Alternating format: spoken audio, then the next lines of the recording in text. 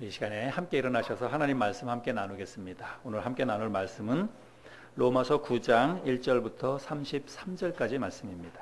문맥적으로 볼 때 오늘 본문 말씀은 9장 1절부터 33절까지가 끊어지지 않고 다 한 가지 주제를 이야기하고 있습니다. 그래서 오늘 좀 길긴 하지만 전체 말씀을 다 나누도록 하겠습니다. 그러나 시간 관계상 읽기는 1절부터 3절까지 그리고 30절부터 33절까지만 읽고 나중에 말씀을 전하면서 다른 부분들을 읽도록 하겠습니다. 로마서 9장 1절부터 33절까지 먼저 제가 읽겠습니다. 내가 그리스도 안에서 참말을 하고 거짓말을 아니하노라. 나에게 큰 근심이 있는 것과 마음에 그치지 않는 고통이 있는 것을 내 양심이 성령 안에서 나와 더불어 증언하노니 나의 형제 곧 고륙의 친척을 위하여 내 자신이 저주를 받아 그리스도에게서 끊어질지라도 원하는 바로라. 30절로 가겠습니다.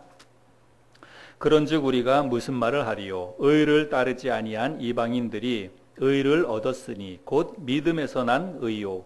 의의 법을 따라간 이스라엘은 율법에 이르지 못하였으니 어찌 그러하냐? 이는 그들이 믿음을 의지하지 않고 행위를 의지함이라. 부딪힐 돌에 부딪혔느니라. 기록된 바 보라 내가 걸림돌과 거치는 바위를 시온에 두노니 그를 믿는 자는 부끄러움을 당하지 아니하리라 함과 같으니라. 아멘. 지난주에 우리가 끊을 수 없는 하나님의 사랑에 대해서 같이 하나님 말씀을 나눴지요. 환난이나 박해나 곤고나 기근이나 적신, 위험과 칼, 그 어떤 것들도 우리를 하나님의 사랑에서 끊을 수 없다고 말씀을 같이 나눴습니다.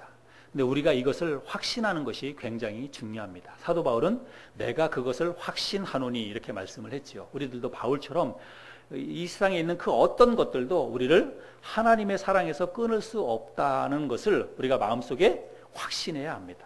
그 확신하는 것이 왜 중요하냐면 그래야만 우리의 삶과 우리의 신앙이 흔들리지 않기 때문입니다. 우리가 이 세상을 살아가다 보면 우리의 삶을 또 우리의 신앙을 흔드는 요인들이 너무나 많이 있습니다. 특별히 힘들고 어려운 일이 올 때마다 우리의 신앙도 흔들리고 우리의 삶도 흔들리지요. 그런데 그 어떤 일들도 결코 우리를 하나님의 사랑에서 끊을 수 없다는 것을 우리 스스로가 확신한다면 우리가 덜 요동칠 수가 있다는 것입니다. 오늘 말씀은 우리가 이렇게 큰 하나님의 사랑을 받았는데 어떻게 해서 우리가 이 하나님의 사랑을 받게 되었는지를 오늘 말씀에서 설명하고 있습니다. 이것을 우리가 정확히 이해하는 건 역시 대단히 중요합니다. 그런데 이스라엘 백성들, 이스라엘 민족들은 이 하나님의 사랑을 오해했습니다. 그래서 그들이 하나님의 사랑에서부터 하나님의 뜻에서부터 멀어졌다는 것입니다. 오늘 본문 말씀에 보면 사도 바울이 그것을 너무나 고통스럽게 큰 근심 가운데 고통스럽게 여기는 것을 볼 수가 있습니다. 오늘 1절부터 3절까지 말씀해 보면 바울이 뭐라고 고백하냐면 나에게 큰 근심과 마음에 그치지 않는 고통이 있다고 이야기합니다. 그리고 그것을 해결하는 일이라면 내가 설령 저주를 받아서 그리스도에게서 끊어져 나가는 한이 있어도 나는 그것을 원한다고 이야기합니다. 1절부터 3절까지 말씀을 제가 다시 한번 좀 읽어보겠습니다. 내가 그리스도 안에서 참말을 하고 거짓말을 아니하노라. 나에게 큰 근심이 있는 것과 마음에 그치지 않는 고통이 있는 것을 내 양심이 성령 안에서 나와 더불어 증언하노니 나의 형제 곧 고륙의 친척을 위하여 내 자신이 저주를 받아 그리스도에게서 끊어질지라도 원하는 바로라. 사도 바울이 내가 그리스도 예수 안에서 끊어질지라도 내가 고륙을 위해서 간절히 바라고 원하는 것이 있다고 이야기합니다. 그것이 이루어지는 일이라면 나는 그리스도에게서 끊어져도 괜찮다. 바울이 그렇게 여길 정도로 정말 마음속에 간절히 소원하는 바가 있다고 말씀을 하고 있습니다. 그것이 무엇인지는 10장 1절에서 이야기하고 있습니다. 10장 1절 말씀 우리 같이 한번 읽어볼까요? 같이 읽겠습니다. 시작. 형제들아 내 마음에 원하는 바와 하나님께 구하는 바는 이스라엘을 위함이니 곧 그들로 구원을 받게 함이라. 사도 바울의 간절한 소원이 무엇이냐면 바로 동족의 구원입니다. 이스라엘 민족의 영혼의 구원이에요. 바울이 이것이 큰 근심이고 마음의 고통이라고 이야기를 하고 있습니다. 자, 그러면 우리가 한번 생각해 봐야 됩니다. 바울이 이 이스라엘 민족의 구원을 바라면서 큰 근심과 마음에 그치지 않는 그 고통을 느끼고 있다고 이야기하는 것은 여러분 이게 무슨 의미입니까? 이것은 이스라엘 민족이 아직까지 구원을 받지 못했다는 그런 의미가 되는 것입니다. 바울은 그렇게 생각했다는 거예요. 이스라엘 민족이 아직까지도 이 하나님의 은혜 안에 들어오지 못하고 그들이 하나님의 구원의 은총을 받지 못했다고 사도 바울이 생각을 하는 것입니다. 그것이 너무나 생각할 때마다 자기는 지금 이방인의 사도로 가서 이방인을 위해서 복음을 전하는데 정작 자기의 민족은 아직까지 그 하나님의 은혜에 들어오지 못하고 있는 거예요. 그거를 생각할 때마다 마음에 넘치는 그 근심과 고통이 있다는 것입니다. 근데 바울이 이 이스라엘 민족이 구원받지 못했다고 생각을 하는데 여러분 당시에 유대인들도 그렇게 생각했을까요? 당시에 이스라엘 민족도 그렇게 생각했을까요? 그거는 돌에 맞아 죽을 생각입니다. 만약에 누군가가 그렇게 생각하고 이스라엘 민족 유대인들에게 그렇게 이야기를 한다면 그거는 돌에 맞아 죽을 짓이라고 하는 것입니다. 그러니까 유대인들이 사도 바울이 가는 곳마다 따라다니잖아요. 그래서 사도 바울이 가는 곳마다 따라오면서 사도 바울을 잡아서 죽이려고 하는 것입니다. 왜냐하면 사도 바울의 생각이 그랬다는 것을 이 유대인들은 아는 것입니다. 자기들은 아직 구원받지 못했다고 사도 바울이 그렇게 여기는 것을 유대인들은 알고 있었어요. 그러니까 그거를 너무나 참을 수가 없는 것입니다. 괘씸하게 생각을 해서 그래서 바울을 잡아 죽이려고 쫓아다녔다는 것을 우리가 말씀을 통해서 알 수가 있습니다. 그러면 여러분 왜 그 당시에 유대인들이 구원을 받지 못했을까? 그거는요, 이 유대인들이 하나님의 구원을 오해했기 때문입니다. 그들이 착각을 했다는 것입니다. 근데 사실은 이스라엘 민족, 이 유대인들은 오해를 할 만한 요인들이 많이 있었습니다. 우리 오늘 본문 말씀에서 그런 것들을 확인할 수 있는데, 여러분 4절과 5절 말씀을 한번 보시기 바랍니다. 4절, 5절. 그들은 이스라엘 사람이라 그들에게는 양자됨과 영광과 언약들과 율법을 세우신 것과 예배와 약속들이 있고 조상들도 그들의 것이요 육신으로 하면 그리스도가 그들에게서 나셨으니 그는 만물 위에 계셔서 세세에 찬양을 받으실 하나님이시니라. 아멘. 여러분 이 말씀에 보면 이 이스라엘 민족, 특별히 유대인들에게는 하나님이 그들과만 맺은 언약이 있습니다. 이 세상 그 어떤 민족과도 하나님이 그런 언약을 맺지 않았어요. 그러나 이스라엘 민족과는 하나님이 특별한 언약을 맺어 주셨습니다. 그리고 이스라엘 민족들은 하나님으로부터 받은 율법이 있었습니다. 이 율법도 역시 하나님께서 이스라엘 민족에게만 주신 율법입니다. 또 그들이 하나님으로부터 받은 것은 뭐냐면 하나님을 예배할 수 있는 성전이 그들에게 있었다는 것입니다. 하나님을 예배하는 성전 역시도 이스라엘 민족만 가지고 있었다는 것입니다. 그리고 아브라함과 같은 믿음의 조상도 그들의 조상이지요. 그리고 결정적으로는 뭐냐면 이 혈통을 통해서 예수 그리스도가 그들의 혈통을 통해서 예수 그리스도가 오셨다는 것입니다. 이스라엘 민족의 그 혈통을 통해서 그리스도가 나셨다는 것이죠. 여러분 한번 생각해 보세요. 세상에 영적으로 이런 조건을 갖춘 민족이 어디 있습니까? 오직 이스라엘 민족뿐입니다. 그러니 이스라엘 민족들은 구원에 대해서 자기들의 이 구원에 대해서 너무나 당연하게 그들이 받아들이고 생각을 했다는 것입니다. 오히려 다른 민족들에게는 구원이 없을지라도 오직 자기들에게는 구원이 있다고 그들이 그렇게 받아들이고 여겼다는 겁니다.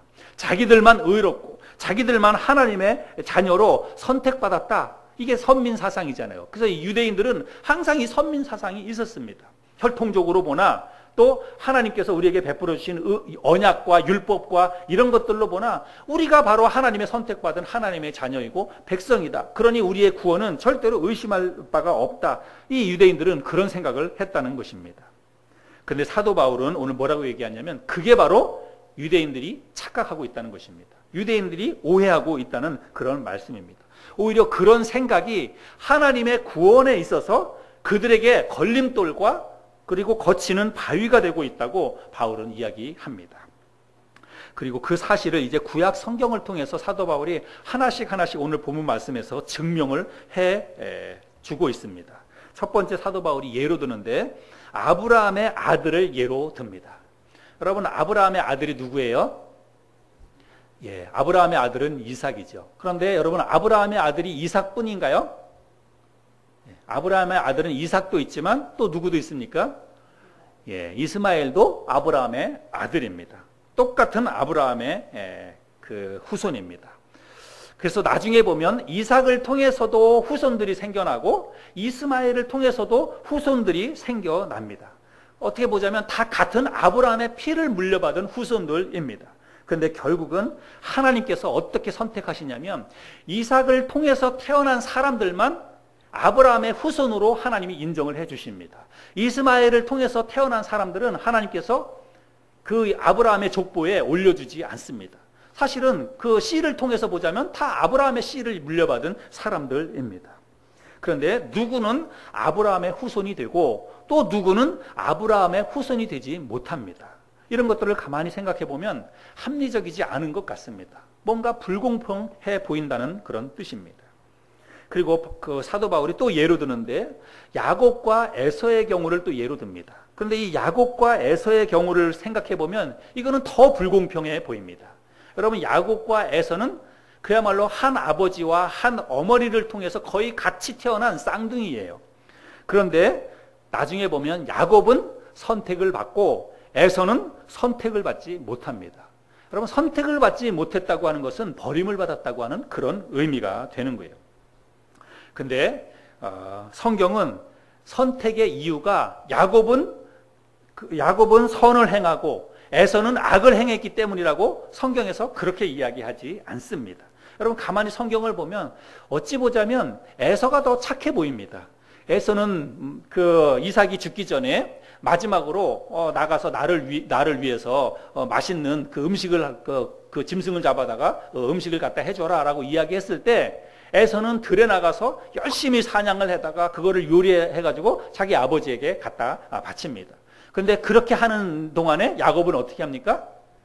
자기 엄마 리브가와 함께 쿵짝쿵짝 해가지고 거짓말로 속여서 자기 아버지에게 그 형처럼 속여가지고 들어가서 결국은 형이 받아야 될 모든 축복을 다 가로채잖아요. 그게 야곱이었지 않습니까?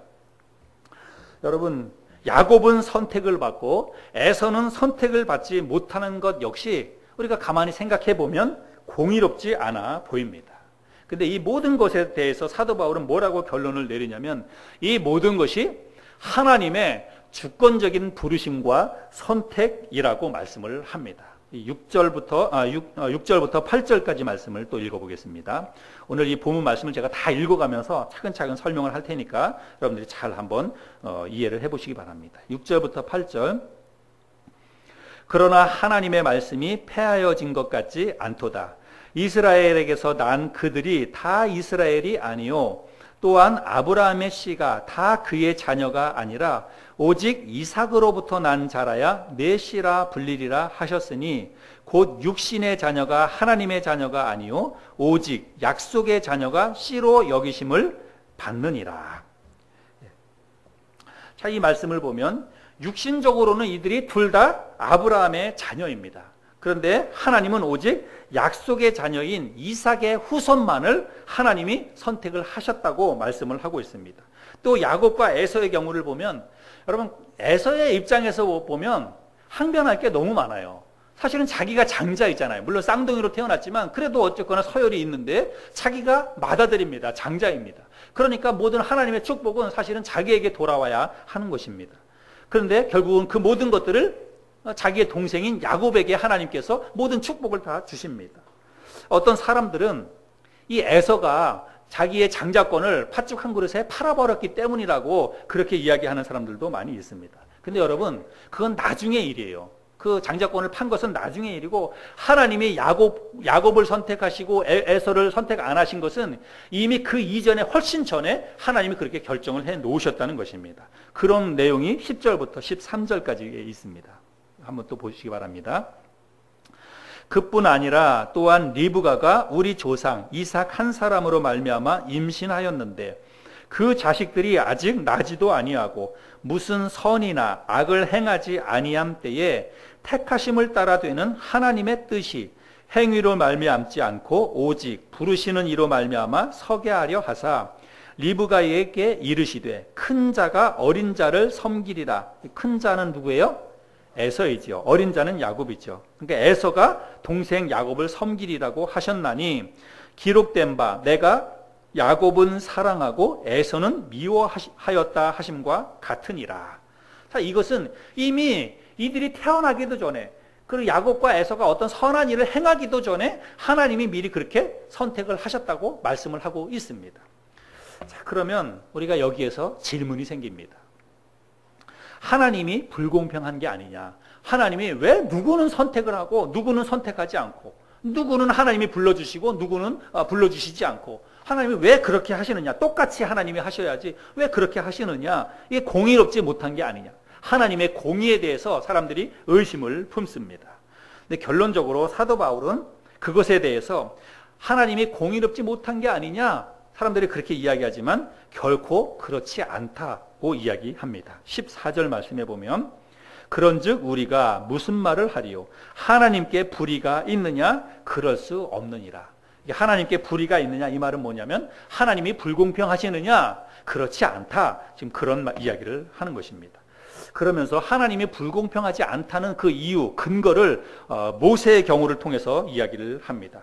15절 말씀인데 모세에게 이르시되 내가 긍휼히 여길 자를 긍휼히 여기고 불쌍히 여길 자를 불쌍히 여기리라 하셨으니.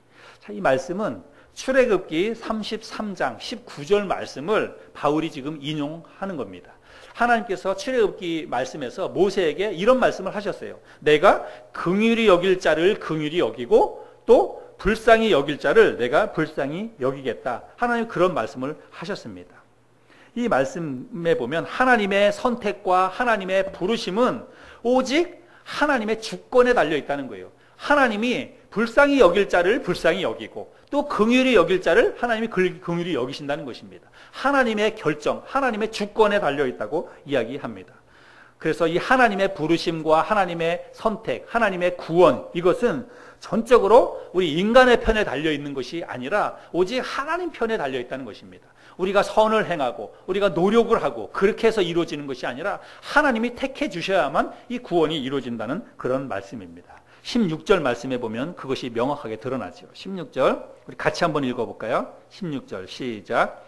그런즉 원하는 자로 말미암음도 아니요 다른 박질하는 자로 말미암음도 아니요 오직 긍휼히 여기시는 하나님으로 말미암음이니라.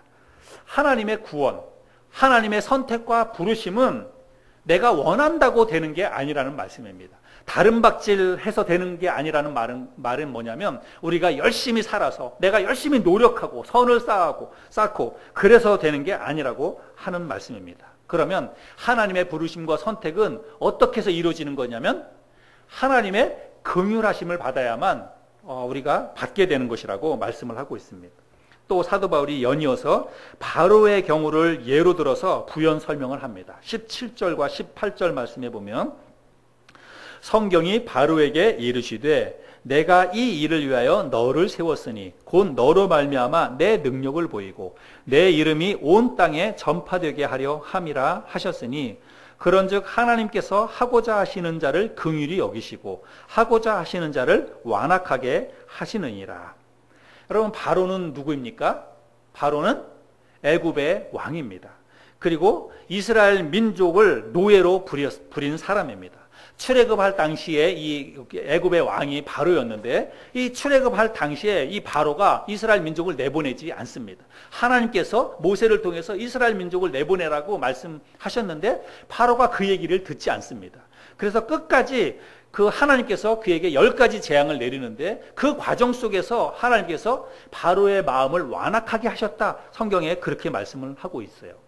근데 여러분 한번 생각해 보시기 바랍니다. 그러면 하나님께서 왜 바로의 마음을 완악하게 하셨을까? 그래서 결국은 그가 그의 나라에 10가지 재앙이 다 쏟아질 때까지도 결코 이스라엘 민족을 놓아주지 않습니다. 그런데 하나님께서 왜 바로의 마음을 완악하게 해 주셨냐면 이 읽은 말씀에 보면 너로 말미암아 내 능력을 보이고 내 이름이 온 땅에 전파되게 하려 함이라. 그래서 바로의 마음을 완악하게 하신 그 이유는 뭐냐면 하나님의 능력을 보이시고 하나님의 이름을 온 땅에 알게 하기 위해서 하나님이 그렇게 하셨다는 것입니다. 그래서 그 애굽 땅에 내려진 그 10가지 재앙은 그냥 자연적으로 일어나는 재앙이 아닙니다. 개구리의 재앙, 피의 재앙, 이의 재앙, 메뚜기의 재앙, 10가지의 그 재앙이 있고, 마지막에는 애굽 땅의 장자가 하루아침에 다 죽는 장자의 죽음, 이런 10가지 재앙이 있는데 그것은 그냥 일상적으로 일어나는 일이 아닙니다. 그래서 사람들이 그 재앙이 애굽에 쏟아지는 것을 보면서 야, 정말 이 땅의 신은 오직 하나님 한 분밖에는 없구나, 애굽과 이 바로를 치는 분이 바로 살아계신 하나님이시구나 라고 하는 것을 사람들로 하여금 깨닫고 알게 하기 위해서 하나님이 그렇게 하셨다는 거예요. 자, 그러면 하나님은 당신의 능력과 당신의 이름을 세상 사람들에게 알게 하기 위해서 그런 일들을 하시고 바로의 마음을 완악하게 하실 수 있는 분이시지만, 바로의 입장에서는 또 항변할 수가 있습니다.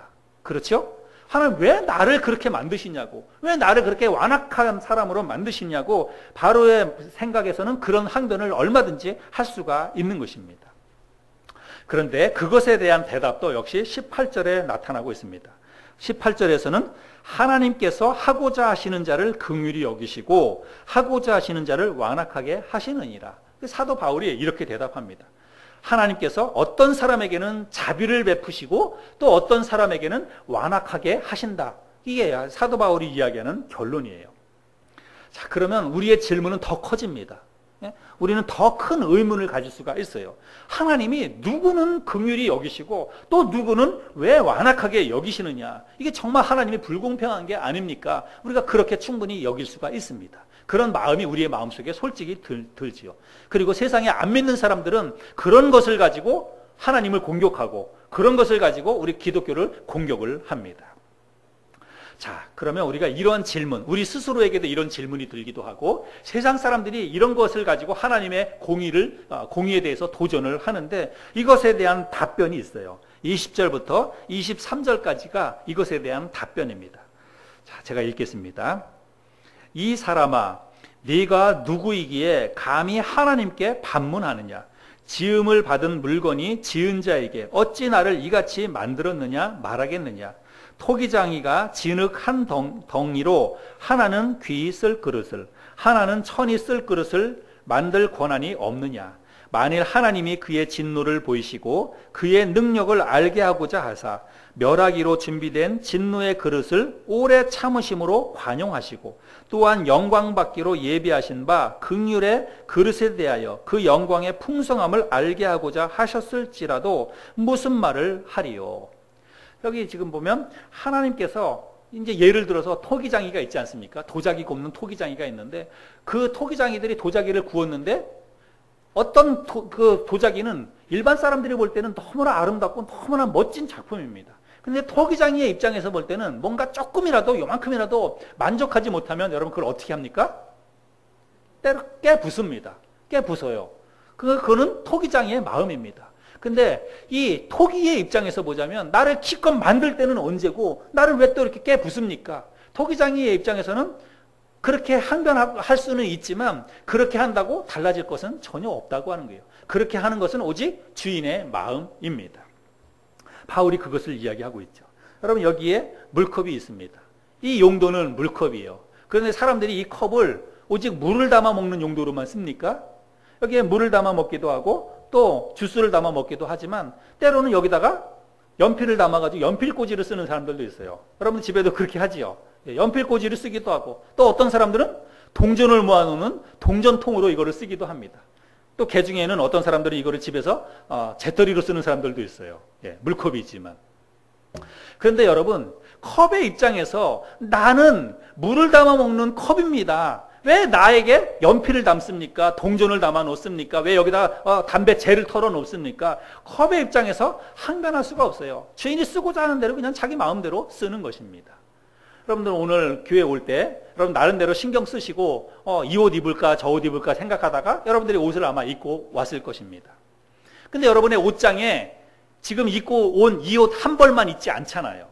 여러분의 옷장에 보면 옷이 여러 벌이 있을 거예요. 근데 여러분이 오늘 입고 나온 그 옷을 이렇게 입고 오셨는데 옷장에 있는 다른 옷들이 그 옷보다 내가 더 값진 게 아니냐고, 그것보다 내가 더 화려하고 내가 더 예쁘지 않냐고. 왜 나는 안 입고 왜 이 옷을 입고 가냐고. 옷이 그렇게 항변할 수 있습니까? 제가 오늘 넥타이를 이거를 맸는데 저에게도 넥타이가 여러 개 있습니다. 그 가운데 저는 오늘 이 넥타이를 맸어요. 다른 넥타이들이 이것보다 사실은 값이 더 비싼 것도 있고 또 더 뭐 화려하거나 더 값진 것들이 있습니다. 다른 넥타이들이 막 일제히 일어나가지고 왜 우리를 선택 안 하고 저기 좀 이렇게 얼룩덜룩하고 뭐 색깔도 별로 좋아 보이지도 않고 여름에 더워 보이는 왜 저 넥타이를 왜 매느냐고 넥타이들이 막 일제히 일어나가지고 막 항변하거나 여러분 그럴 수 없다는 거예요. 주인이 그냥 이게 좋아 해가지고 오늘은 내가 이걸 매겠다 그러면 그냥 이 넥타이가 선택을 받는 것입니다. 선택과 부르심은 여러분 전적으로 하나님의 권한이고 하나님의 몫이라고 하는 것입니다. 우리의 입장에서는 피조물의 입장에서는 전혀 그것에 대해서 관여할 바도 아니고 항변할 바도 아니라고 하는 것입니다. 그것은 전적으로 하나님의 뜻에 의해서 이루어지는 것이라고 이야기하죠. 우리 25절부터 28절까지의 말씀에 보면 또 그런 내용이 있습니다. 호세아의 글에도 이르기를 내가 내 백성 아닌 자를 내 백성이라 사랑하지 아니한 자를 사랑한 자라 부르리라. 너희는 내 백성이 아니라 한 그곳에서 그들이 살아계신 하나님의 아들이라 일컬음을 받으리라 함과 같으니라. 또 이사야가 이스라엘에 관하여 외치되 이스라엘 자손들의 수가 비록 바다의 모래 같을지라도 남은 자만 구원을 받으리니 주께서 땅 위에서 그 말씀을 이루고 속히 시행하시리라 하셨느니라. 또한 이사야가 미리 말한 바 만일 만군의 주께서 우리에게 씨를 남겨두지 아니하셨더라면 우리가 소돔과 같이 되고 고모라와 같이 같았음이리로다 함과 같으니라. 여러분 혈통적으로 보면 아브라함과 이 이방인들과는 아무런 상관이 없습니다. 그런데 하나님께서 호세아 선지자를 통해서 이방인들을 부르시고 그들을 내 백성이라고 하나님께서 그렇게 불러주신다고 말씀을 하고 있습니다. 반대로 혈통적으로 보자면 이스라엘 백성들은 엄연히 그들은 아브라함의 후손입니다. 혈통으로 보자면. 그런데 하나님께서 아브라함의 씨를 통해서 아브라함의 혈통을 통해서 난 모든 이스라엘 백성들을 다 부르시는 것이 아니라고 말씀합니다. 자동적으로 그들이 혈통을 우리가 이어받았기 때문에 우리는 다 하나님의 자녀다. 하나님은 그게 아니라는 거예요. 오직 남은 자들만, 오직 하나님에 의해서 선택받은 사람들만 하나님의 자녀가 될 수 있다고 하나님이 그렇게 말씀을 하고 있습니다.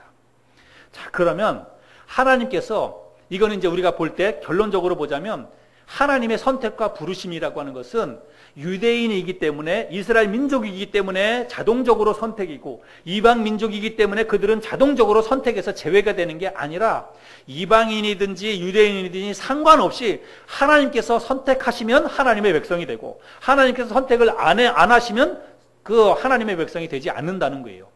자, 그러면 우리가 생각할 때 하나님께서 그러면 어떤 기준을 가지고 누구는 선택을 하고 누구는 선택하지 않고 그게 기준이 있어야 되는 게 아니겠습니까? 아무 기준 없이 마치 하나님께서 로또 그 복권에 그 공이 막 돌아가다가 그냥 아무거나 나오는 대로 하나님이 뽑는다고 한다면 이건 문제가 있어요. 그런데 하나님은 분명한 기준을 가지고 이방인이든지 유대인이든지 그런 기준을 뛰어넘어서 하나님이 정해놓으신 어떤 기준에 의해서 이방인 가운데에서도 선택받을 자들은 선택을 해주시고 이 유대인 가운데에서도 선택받지 못하는 사람들은 하나님이 선택을 안 해주신다는 그런 말씀입니다. 그러면 어떤 기준에 의해서 하나님의 선택이 이루어지느냐 이게 중요하죠. 오늘 결론이기도 합니다. 여러분 30절부터 33절까지의 말씀입니다. 제가 읽겠습니다. 그런즉 우리가 무슨 말을 하리요? 의를 따르지 아니한 이방인들이 의를 얻었으니 곧 믿음에서 난 의요.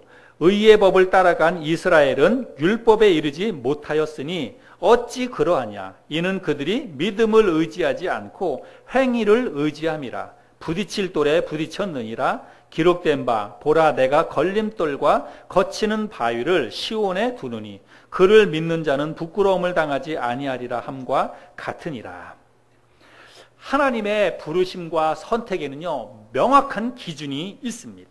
그것은 뭐냐면 일단 이방인들이 하나님의 부르심과 선택을 받은 것은 믿음에 의한 믿음을 따르는 의 때문이라고 말씀을 하고 있습니다. 이 말은 어떤 의미냐면 그들이 예수 그리스도를 믿음으로 말미암아 하나님께서 의롭게 하시는 그 하나님의 은혜와 하나님의 선물을 그들이 받아들였다는 그런 의미입니다. 하나님께서 사람들이 의로워질 수 있는 그 길을 열어두셨는데 그것은 뭐냐면 오직 예수 그리스도를 믿음으로 말미암아서 사람들이 의롭게 된다는 거예요. 그게 하나님께서 이 땅에 있는 모든 사람들에게 주신 의로워지는 길입니다. 그런데 지금 이방인들은 사도 바울이 전하는 복음을 듣고 그들이 그것을 선물로 받아들였습니다. 예수 그리스도를 믿음으로 말미암아서 의롭게 되는 이 하나님의 은혜와 선물을 그들이 받아들였어요. 그래서 그들은 이방인이지만 하나님으로부터 의롭게 됨을 받았다는 것입니다. 그런데 반대로 이 유대인들은 하나님과 하나님의 부르심과 선택을 받지 못했는데 그 이유는 뭐냐면 그들은 믿음을 따르지 아니하고 자기의 행위를 붙잡고 자기의 행위를 따랐기 때문이라고 말씀하고 있습니다. 하나님이 주시는 이 의롭게 되는 선물은 뭐냐면 오직 예수 그리스도를 믿음으로 말미암아서 의롭게 되는 것인데 그들은 그 하나님의 선물을 외면했다는 것입니다. 오히려 그들은 율법을 지킴으로 자기의 행위와 자기의 노력으로 말미암아서 의로워질 수 있다 이런 생각을 가지고 그 방법을 그들이 붙잡았다고 이야기하는 것입니다. 그래서 결국 그들은 하나님의 그 의롭게 하시는 이 하나님의 이 선물을 외면했기 때문에 그들은 구원에서 멀어지게 되었다는 그런 말씀이죠. 자, 정리를 해보자면 유대인들의 오해와 착각은 뭐냐면 첫 번째로는 혈통을 믿었다는 것입니다. 자기들은 아브라함의 후손이기 때문에 자동적으로 자기들은 하나님이 그들의 아버지가 되시고 자기들은 하나님의 자녀가 된다고 그들이 생각을 했다는 것이에요. 또 하나는 뭐냐면 자기들에게만 율법이 주어졌고 지금 그들은 율법을 지키고 있기 때문에 자기들은 그 율법으로 인해서 하나님 앞에 의롭게 된다. 유대인들은 그렇게 받아들이고 그렇게 믿었다는 것입니다. 이 두 가지가 유대인들의 착각이고 오해였다는 말씀이죠. 여러분, 사도 바울은 뭐라고 얘기하냐면 사람이 의롭게 되는 것은 오직 혈통에 의해서가 아니라는 것입니다. 그리고 율법을 지켜서도 아니라고 이야기합니다. 오직 믿음으로 말미암아서 의롭게 된다고 이야기합니다. 그 믿음으로 말미암아서 의롭게 되는 것은 유대인이나 이방인이나 상관없어요. 이 땅에 있는 모든 사람들이 하나님으로부터 의롭게 되는 길은 단 한 가지. 뭐예요? 오직 믿음 때문이라고 하는 것입니다. 이게 하나님이 주신 방법이에요. 믿음으로 말미암는 구원, 또 믿음으로 말미암아서 의롭게 되는 것, 이것이 바로 이 땅에 있는 사람들에게 주신 하나님의 은혜이고 하나님의 선물이라고 하는 것입니다. 여러분, 에베소서 2장 8절과 9절 말씀해 보면 이렇게 말씀하지요. 여러분은 믿음으로 말미암아 은혜로 구원을 받았습니다. 이것은 여러분에게서 나온 것이 아니요 하나님의 선물입니다. 구원이 행위에서 난 것이 아님은 아무도 그것을 자랑할 수 없게 하려고 하시는 것입니다. 여러분, 우리 구원에 대해서 하나님의 구원의 이 선물에 대해서 우리는 정확하게 이해를 하고 또 분명하게 우리가 알고 있어야 합니다. 자, 오늘 우리가 이 자리에 나와서 하나님 앞에 예배를 드립니다. 그런데 오늘 우리가 이 자리에 있게 된 것이 정말로 하나님의 부르심과 하나님의 선택에 의한 것이 확실하다면 그냥 내가 이렇게 하나님의 부르심과 선택과 상관없이도 우리가 이 자리에 나와 앉아서 예배드릴 수 있습니다. 그런데 내가 오늘 이 자리에 앉아 있는 것이 정말로 하나님의 부르심과 선택에 의한 것이라면 그 말은 다른 말로 좀 쉽게 얘기하자면 내가 구원받은 것이 확실하다면 이런 뜻이에요. 내가 하나님의 이 긍휼을 받아서 구원받은 것이 내가 분명히 확실하다면 그래서 오늘 이 자리에 앉아서 하나님을 예배하고 있다면 우리는 정말로 하나님 앞에 감사해야 됩니다.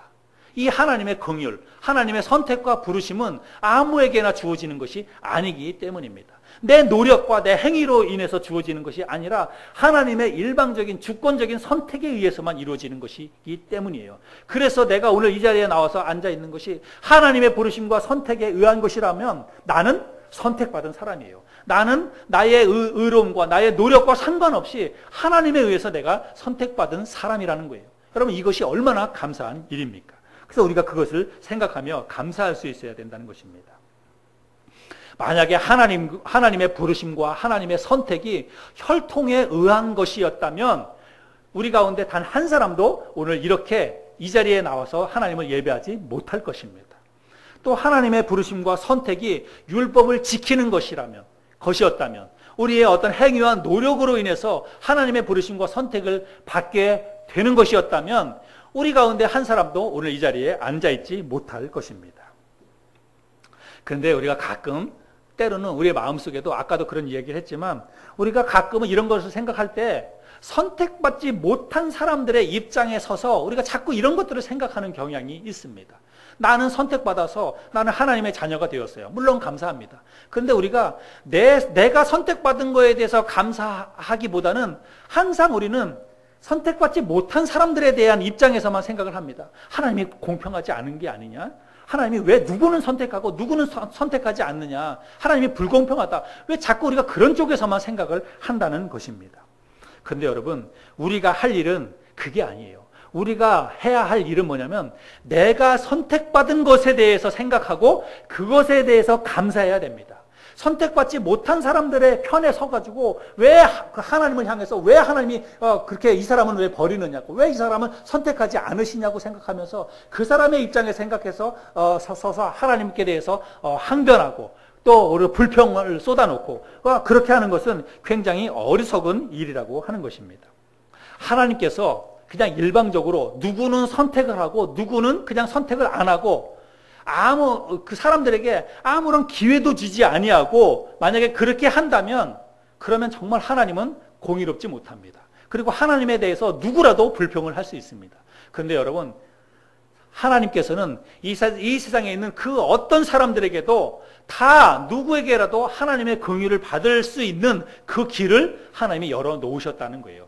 어떤 사람에게라도 하나님께서 구원의 길을 다 만들어 놓으셨다고 하는 것입니다. 그런데 어떤 사람들은 그 구원의 길을 선택하지 않습니다. 본인 스스로가 자유의지를 발동해가지고 하나님의 은혜의 선물을 그들이 거부하는 거예요. 그래서 그들에게는 그 구원이, 하나님의 구원이 선물로 주어지지 않는다고 하는 것입니다. 여러분, 똑같은 선물이 있어도 어떤 사람에게 선물을 우리가 일반적으로 우리 삶 속에서 선물을 가지고 어떤 사람에게 그의 볼펜이 됐든지 뭐가 됐든지 사람에게 줘도 어떤 사람은 너 감사합니다. 이 어떻게 나한테 이런 선물을 주냐고 하면서 감사하면서 그 선물을 받는 사람이 있는가 하면 어떤 사람은 받아도 그냥 나 주는가 보다. 다른 사람에게 다 주니까 나한테도 주는가 보다. 라고 생각하면서 별로 고마워하지 않습니다. 또 그 중에 어떤 사람은 그냥 안 받는 사람도 있어요. 공짜로 거저주는 것임에도 불구하고 나 그거 안 받아요. 나 그거보다 더 좋은 게 있어요. 그렇게 하면서 안 받는 사람도 있어요. 그러면 그게 누구의 책임입니까? 선물을 주는 사람의 책임입니까? 그거를 받는 사람과 또 받지 않는 사람과 그 사람의 책임입니까? 이거는 너무나 명확한 거예요. 하나님께서 어떤 사람은 구원을 해주시고 어떤 사람은 구원을 해주지 않는데 하나님께서 그냥 불공평하게 그냥 구원해 주시는 사람들에게만 기회를 주고 그 구원받지 못한 사람들에게는 기회도 주지 않고 알지도 못하는 상태에서 그 사람을 다 그 사람들을 지옥에 보낸다면 그러면 불공평해요. 그런데 하나님은 절대로 그렇게 하지 않습니다. 하나님은 어떤 방법을 통해서든지 그 사람들에게 하나님의 존재를 하나님이 가르쳐 주십니다. 이 세상의 신은 오직 살아계신 하나님 한 분밖에 없다는 것을 성경을 통해서든지 아니면 성경이 존재하기 전에 이 성경이 이 세상 사람들에게 보여지기 전에 그때에는 하나님께서 다른 방법을 통해서 하나님의 존재를 사람들에게 다 가르쳐 주셨다는 거예요. 그런데 내 사람들이 그 하나님을 마음속에 받아들이기도 하지만 동일한 시대를 살아가고 있지만 어떤 사람들은 하나님의 존재를 부인합니다. 이거는 선택은 하나님에 의해서 이루어지는 것이지만 사람들에게 책임이 있다는 것입니다. 그거를 받아들이는지 안 받아들이는지 그 선택은 사람들이 하는 것이지요. 하나님은 무작위로 그렇게 아무나 어떤 사람은 아무나 하나님이 선택하시고 아무나 사람들을 지옥에 보내시고 하나님은 절대로 그렇게 하지 않으시는 분이라는 걸 우리들이 정확히 이해를 해야 합니다. 여기 성경에 하나님께서 긍휼히 여길 자를 긍휼히 여기신다. 이 말은 뭐냐면 긍휼히 여김받을 자를 하나님이 긍휼히 여기신다는 거예요. 근데 여러분, 하나님께서 완악한 사람, 그 마음에 완고한 사람도 하나님이 긍휼히 여기시느냐? 아니에요. 긍휼히 여길 자라고 하는 것은 어떤 사람을 이야기하냐면 심령이 가난한 사람입니다. 마음에 통회하면서 회개하는 사람이에요. 자기 자신이 죄인이며 연약한 사람이라고 하는 것을 인식하고 하나님께 죄를 자복하고 하나님께 나와서 도움을 구하는 사람이 바로 긍휼히 여김을 받을 사람이라는 거예요. 반대로 하나님께서 완악하게 여길 자를 하나님이 완악하게 여기신다. 바로와 같은 사람을 이야기하는데, 하나님께서 이 말은요, 하나님께서 마음이 순수하고 깨끗하고 그리고 착한 사람을 하나님이 마음을 완악하게 한다고 하는 그런 뜻이 아니에요. 여기 완악하게 여길 자를 완악하게 여기신다는 말은 어떤 뜻이냐면 그 사람의 마음은 이미 완악한 사람입니다. 바로왕과 같은 사람이요. 이미 그 마음속에 마음에 하나님 두기를 싫어하는 것입니다. 이미 마음속에 하나님의 존재를 알면서도 하나님의 존재를 부인하는 사람이에요. 하나님을 비난하고 하나님을 참소하고 하나님을 거절하는 그런 사람입니다. 그런 사람의 마음을 완악하게 한다는 것은 하나님께서 그냥 완악하게 내버려 두시는 거예요. 하나님을 그 마음속에 두지 않는 그 마음을 하나님께서 그냥 내버려 둔다고 하는 그런 의미인 것입니다. 오늘날에도 유대인들처럼 하나님에 대해서 또 하나님의 구원에 대해서 오해하고 착각에 빠져 사는 사람들이 많이 있습니다. 어떤 착각을 하냐면 하나님은 그냥 기독교인들이 믿는 신일 뿐이라고 사람들이 생각을 합니다. 하나님은 이 세상에 있는 모든 사람들의 신이 아니라 하나님은 교회의 신, 기독교인들의 신이라고 생각을 합니다. 그러나 여러분 성경을 보세요. 하나님은요 이스라엘 민족만을 사랑하지 않았습니다. 요나를 통해서 저 구원받지 못한 아수르 제국의 니느웨 사람들도 회개하기 위해서 선지자를 그 땅에 보냅니다. 사도 바울을 부르신 이유는 저 구원받지 못한 이방인들에게도 하나님의 뜻을 전달하고 그들도 구원하기 위해서 이방인의 사도로 사도 바울을 택해서 사도 바울을 보내지 않습니까? 하나님은요 이스라엘 민족에게만 속한 하나님이 아닙니다. 이방 사람들, 그래서 우리가 하나님을 뭐라고 얘기하냐면 하나님은 만왕의 왕이시오 만주의 주시라 이렇게 이야기합니다. 모든 사람들의, 이 땅에 있는 모든 사람들의 신이에요. 이 땅에 있는 모든 사람들의 유일한 신이 바로 하나님이라고 하는 것입니다. 그런데 사람들은 하나님은 오직 교회에 다니는 이 기독교인들의 신이라고 그렇게 생각합니다. 이스라엘 민족들도 그렇게 착각을 했잖아요. 하나님은 오직 이스라엘 민족의 하나님이라고, 우리들의 하나님이라고만 생각을 했다는 것입니다. 또 많은 사람들이 율법을 지켜서 의롭게 되려 했던 이 이스라엘 민족들처럼, 유대인들처럼 이 땅에 있는 사람들도 구원에 대해서 착각을 합니다. 선행을 통해서 우리가 의로워질 수 있다. 내가 이 세상 사람들에게 선행을 하고 그리고 착한 일을 하고 그러다 보면 내가 구원에 이를 것이다. 그러다 보면 내가 하나님의 나라에 갈 것이다고 사람들이 그렇게 착각을 합니다. 또 교회 다니는 사람들도 종교적인 열심을 가지고 또 교회 안에서 열심히 하나님 앞에 헌신하고 예배드리고 11조 많이 내고 그렇게 하면 내가 천국 갈 것이라고 그렇게 착각하는 사람들이 있다는 거예요. 그러나 여러분, 이 땅에 있는 그 누구도 선행을 통해서는 절대로 하나님의 기준에 도달할 수 없습니다. 행위를 통해서, 종교적인 열심을 통해서, 신앙생활 열심히 하는 것을 통해서는 절대로 하나님의 의에 도달할 수 없다는 사실을 우리가 명확히 깨달아야 됩니다. 만약에 그렇게 여기고 그렇게 생각하는 사람이 있다면 그 사람은 속고 있는 거예요. 자기 자신에게 속고 있는 것입니다. 여러분, 우리 안에는요 선을 행할 만한 아무것도 우리 속에 없다는 것을 우리 스스로 인식을 해야 됩니다. 오히려 우리의 행위와 우리의 노력으로는 우리의 악함만 드러나게 된다고 하는 것을 우리들이 기억해야 됩니다. 그래서 절대로 행위와 노력으로는 하나님 앞에 의롭게 될 수 없다고 하는 것을 우리들이 기억해야 됩니다. 우리 주위에 혹시 그런 사람이 있다면 우리는 사도 바울처럼 그야말로 큰 근심과 마음에 그치지 않는 고통으로 그들을 위해서 우리가 기도해야 됩니다. 우리 스스로도 그런 거에 대해서 명확히 알고 있어야 되지만 우리 주위의 사람들이 어떻게 우리가 그냥 예수만 믿어서 천국에 가느냐고, 그냥 우리가 또 열심히 신앙생활해서 내가 뭔가 그래도 착하게 살고 또 교회 생활 열심히 해야 그래 천국 가는 게 아니냐, 그렇게 생각하는 사람이 있다면 우리가 그들을 위해서 기도해야 됩니다. 그들은 지금 이 유대인들과 이스라엘 민족과 똑같이 지금 구원에 대해서 오해하고 있기 때문이라고 하는 것이지요. 하나님은 오늘도 살아 계십니다. 우리에게 많은 은혜와 많은 축복을 우리에게 주고 계십니다. 근데 우리들이 그걸 잘 몰라요. 하나님께서는 지금도 살아계셔서 우리의 삶 가운데 역사하시고 우리에게 이루다 말할 수 없는 은혜와 축복들을 주고 계시는데 우리가 그 하나님이 주시는 은혜와 축복들을 잘 모르고 이 세상을 살아간다는 거예요. 그 이유는 뭐냐면 우리는 하나님의 은혜와 축복을 항상 현실적인 것으로만 우리가 생각을 합니다. 눈에 보이는 것들이 좋아져야만 하나님이 우리를 축복해 주셨다. 우리의 가정에 복 주셨다. 우리가 그렇게 생각합니다. 뭐 물질적으로 좋아진다든지 뭐 경제적으로 좀 나아진다든지 아니면 건강이 좋아진다든지 자녀들이 뭐 좀 잘 된다든지 그렇게 해야만 하나님이 우리를 축복해 주셨다. 하나님이 우리 가정에 복 주셨다. 우리가 그렇게 생각을 한다는 거예요.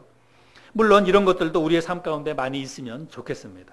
그러나 설령 그런 것들이 좀 없다 할지라도 정말로 우리들이 감사해야 될 것은 뭐냐면 하나님이 나를 부르셨고 하나님이 나를 하나님의 자녀로 선택해 주셨다고 하는 거예요. 우리가 이 사실 하나만으로도 우리는 정말로 하나님 앞에 감사하면서 살아야 한다는 것입니다. 이 세상에 하나님의 부르심과 하나님의 선택을 받는 것은요, 여러분 정말 아무에게나 이런 일이 이루어지는 게 아니라고 하는 것입니다. 내가 뭘 노력해서 내가 뭘 하나님 앞에 잘해서 받는 것도 아니라는 거예요. 하나님이 주권적으로 우리를 그렇게 부르시고 선택해 주셔야만 우리가 하나님의 자녀가 될 수 있고 하나님 앞에 의롭게 될 수 있다는 것입니다. 아무런 자격 조건 없이 아무런 공로 없이 하나님이 우리를 받아주셨기 때문에 내가 하나님의 자녀가 되었고 그래서 내가 이 자리에 앉아서 하나님을 지금 예배하고 있다는 사실이에요. 이거 하나만으로도 우리는 정말로 충분히 하나님의 은혜를 받은 사람들입니다. 우리가 이 하나님의 은혜를 생각하면서 하나님이 나를 부르셨고 하나님이 나를 선택해 주셨다고 하는 이 놀라운 하나님의 은혜를 생각하면서 그 어떤 것들보다도 하나님이 주신 은혜가 나에게 크구나, 정말 하나님의 은혜가 나에게 정말 다 이루어졌구나라고 생각하면서 기쁨으로 감사함으로 우리가 하나님을 예배하면서 하나님 앞에서 신실하게 신앙생활을 해나가는 저와 여러분들이 될 수 있기를 주님의 이름으로 축원합니다.